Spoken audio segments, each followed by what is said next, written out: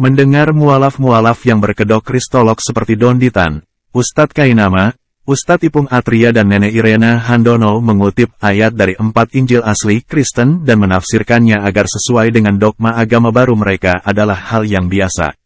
Hampir dalam setiap kesempatan dakwah 4 Injil asli agama Kristen ini menjadi sasaran penafsiran ngawur agar bisa dijadikan sebagai hujah dan dalil untuk membenarkan ajaran agama yang mereka anut. Don Ditan misalnya, tanpa ragu-ragu menafsirkan ulang ayat Injil Matius pasal 26 ayat 39 untuk meyakinkan pengikutnya bahwa Yesus yang disebut di Bible atau Injil Kristen adalah seorang yang beragama Islam.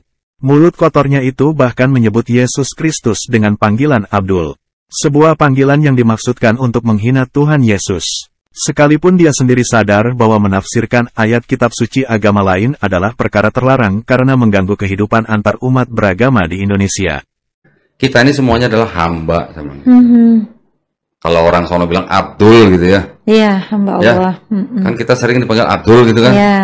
Nah, orang Islam yang mukanya ke lantai, bersujud, itu semuanya adalah Abdul atau hamba Allah gitu.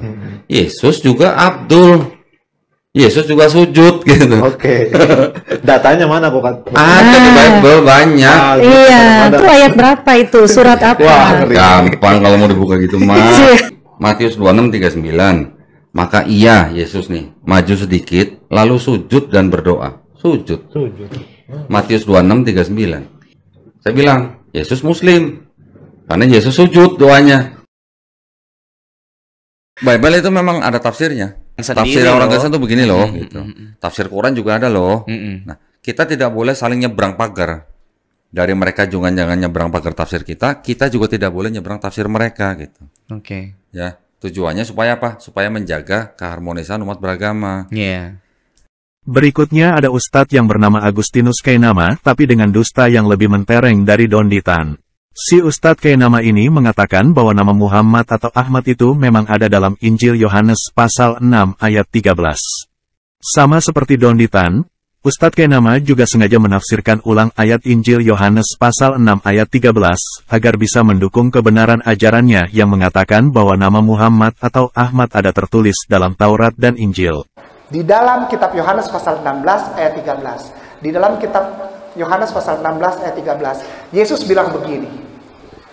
Alpit halon hefe menahma etmak Muhammadin bihotakasta biyallah.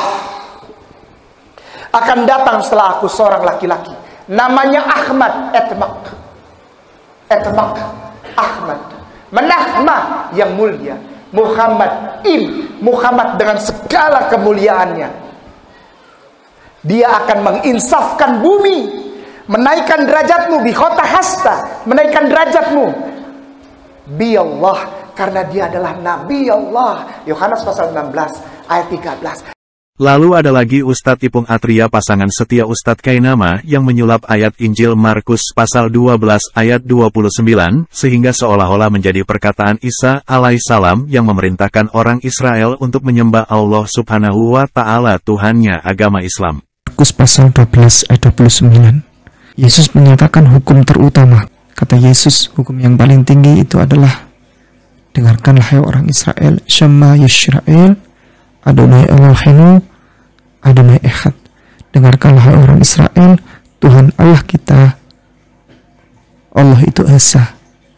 Tuhan itu Esa. Yang terakhir ini namanya Irene Handono. Beliau ini seorang nenek-nenek yang paling sering viral di sosmed karena pertanyaannya yang untuk umur 18 tahun ke atas. Kenapa orang Kristen gak sunat? Ibu dan Bapak, pertanyaannya sekarang coba kita lihat. Nabi Isa itu disunat. Kenapa orang Kristiani laki-lakinya tidak disunat?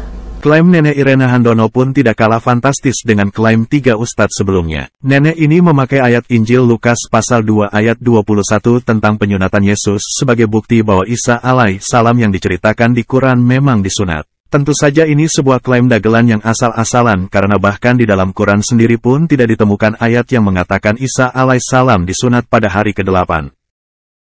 Dan apakah Nabi Isa disunat?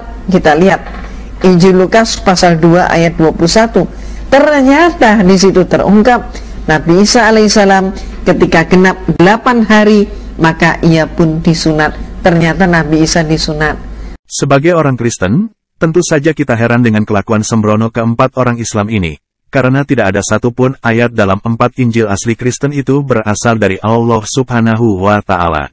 Allah Subhanahu wa Ta'ala bukan Tuhan dalam 4 Injil asli agama Kristen. Bahkan sebenarnya agama Kristen tidak pernah menerima satupun kitab dari Allah Subhanahu wa Ta'ala. Jangankan menerima satu kitab dari Allah Subhanahu wa Ta'ala, menerima satu ayat pun tidak. Jangankan menerima satu ayat, mengakui Allah Subhanahu wa Ta'ala sebagai Tuhan saja tidak.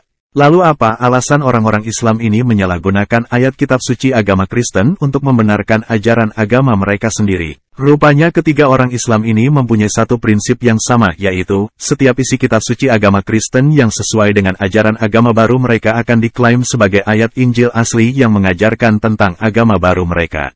Jadi hanya itu alasannya teman-teman. Mereka tidak peduli apakah benar 4 Injil Kristen itu diturunkan Allah Subhanahu wa Ta'ala atau tidak. Bagi mereka itu tidak penting.